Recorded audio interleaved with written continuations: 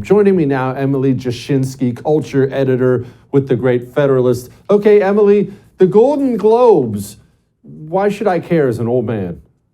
Yeah, I know. It's actually kind of hard, even as someone who follows this stuff, to care about the Golden Globes, but they took a little recess last year. They're back this week. They were protested so hard, basically by Hollywood's ever-present woke brigade, because they did a survey and found out there was not a single Black journalist in the voting committee of the Hollywood Foreign Press Association, which is pretty funny from the sort of like hypocrisy standard that the people who complain the most about all of these various things were failing so hard on their own measures. They're back this year. They're doing a lot of splashy advertising, and they're trying to sort of reappear as the booze-fueled sort of award season romp where celebrities just let loose. So it's kind of a test to see whether the so-called vibe shift has actually hit Hollywood, is actually going to trickle into pop culture. Are people actually so sick of woke nonsense, of cancel culture, that the Golden Globes can be a little bit more fun again? I don't know, but I think it'll be a test of that to some extent.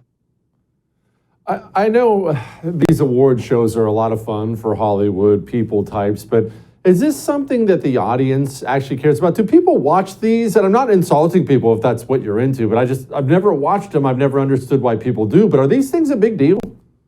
There was an amazing chart that went around last week showing all of the top broadcasts in America over the course of the last year. And it's just football down the line. Football, football, football. They used little emojis to show it. And there was one, and it was the Academy Awards out of like 100 that was entertainment related. And it was way down. I think it was like the 70th most popular, something to that extent. So it's not nearly as popular as it used to be. And it's not nearly as popular as American football and sports still are in this country.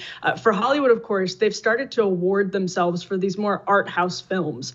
And they're not giving it to, say, like Top Gun Maverick, right? And I don't know if anybody would call that an Academy Award winning film. Maybe I would, but they're not awarding the Titanics. They're not awarding the Lord of the Rings, these big blockbuster movies. And that's part of the reason why the audience just doesn't care anymore, because they're not seeing the films, the sort of artsy films that are getting awarded more and more. So it's harder for them to draw an audience when they're more and more disconnected from the broader American movie-going audience anyway.